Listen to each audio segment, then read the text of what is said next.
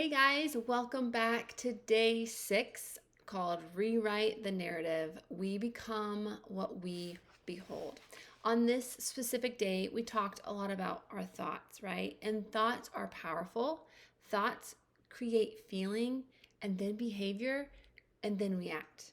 And they are super important, especially the negative ones, because if we do not catch those critters, they will end up consuming our entire life. And I think for me, negative thoughts can keep me powerless and leading an ineffective life, right? So I think I had, for me, I had this fear that if I do something good, people might see me as a threat. And so I played small and I talked about my career in cheerleading and how it was something I had always wanted to do. And I did it throughout my entire middle and high school career. But I had shame. Shame of being seen. And it was crazy that this very thing that I was crying out for was the very thing that I was pushing away.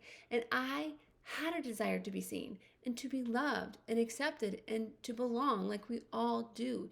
Yet I pushed it back for fear of shining or for fear of living in the light or whatever it was. And I shared the story about my dad. And he came to one of my games when I was in the 7th grade, and he had snuck under the bleachers and took pictures of me. And I did not find these pictures until later on in life. And I was like, who on earth took these pictures? Like, what?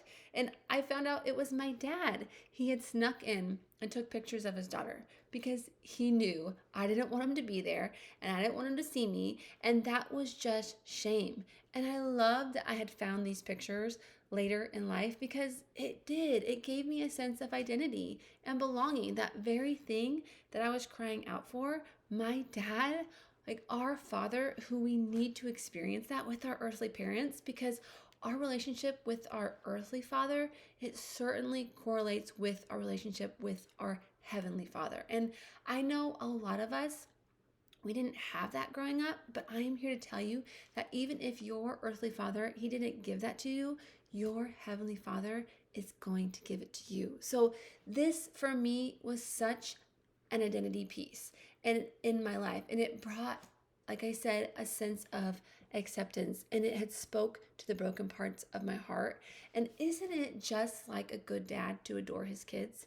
At the end of the day, God, he just wants to adore us. Like he delights in us. He desires us and he wants us. And there have been many days where I have battled with insecurity and negative thinking. And one day in particular, I was going for a walk and God, he spoke to me. And when he speaks, it speaks right to my core. And he said, Sarah, when you shine, I shine. And it was like, whoa, oh, okay. So if I do something good and if I shine and if I'm operating in my gifts and my talents, it actually elevates you, God. It actually brings you glory. Like that is a mindset shift worth pursuing. For someone, especially like myself, who struggled with insecurity and shame, and I just wanted to play small for fear of looking prideful or being a threat to whom? Like insecurity only breeds more insecurity, and confidence is only arrogance to those who are insecure, right? So let's not play that game, you guys. Let's be confident. Let's shine because that is how our creator has designed us to be. And I know it's scary, especially growing up in a Christian world where it's like, oh, play small. Like religion wants to keep you small. Like don't do anything great, right? Because you might be prideful or you might be haughty. And I understand that that is a real legitimate concern. However, there are some really pure-hearted Christians out there that are so afraid of sticking their neck out for fear of maybe another Christian shaming them or looking prideful. Like we need to not let the fear of man lead us. Like you are living in the light before God. Place your motives before the Lord, right? Like we all just have to trust him and he will gently guide us down the right path.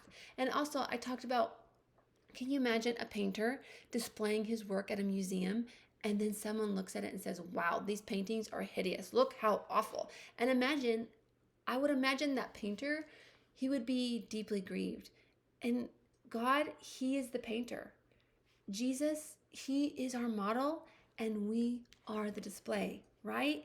Isn't that what it's supposed to look like? Like we get to display our Father in heaven and we get to look like Jesus. So, coming back to the thought of we become what we behold, so long as we are beholding the face of Jesus and we are walking in his likeness, that in that we are going to reproduce that in this life. And so I want to read to you this quote that I wrote in the book from Marianne Williamson, because when I read it for the first time, it struck me deeply. It says, "Our deepest fear is not that we are inadequate. Our deepest fear is that we are powerful beyond measure. It is our light, not our darkness, that most frightens us." We ask ourselves, who am I to be brilliant, gorgeous, talented, or fabulous? Actually, who are you not to be? You are a child of God. Your playing small does not serve the world. There is nothing enlightened about shrinking so that others won't feel insecure around you. We are all meant to shine as children do. We were born to make manifest the glory of God that is within us, right? So I love that. And she says that we are all meant to shine just as children do. So let this stand as an invitation for you to step into your God-given birthright to shine, to not be afraid of doing something different or doing something outside of the norm. Like, listen, I deal with this in my own life. It would be easy to conform to those around me and to live comfortably, but no, we are not called to live comfortable lives. Like, this is exactly why I'm doing these studies, because I'm sticking my neck out and choosing to do something different and choosing to live in the light. And you know what? People might shame me for it or make fun or whatever. Like, I do not care. I do not do it for them. I don't do it for people. I do it for God. In Psalms 27:8 declares that when you said, "Seek my face," my heart said to you, "Your face, Lord, I will seek." And this is that place of becoming. As you behold the face of Jesus, you are becoming more like him. This is the process of transformations, friends. Like, your true selves are being revealed in their fullness of nature when you behold the face of God. And in return, you become more like him. So listen, God approves of you, and he has his nod of approval over you.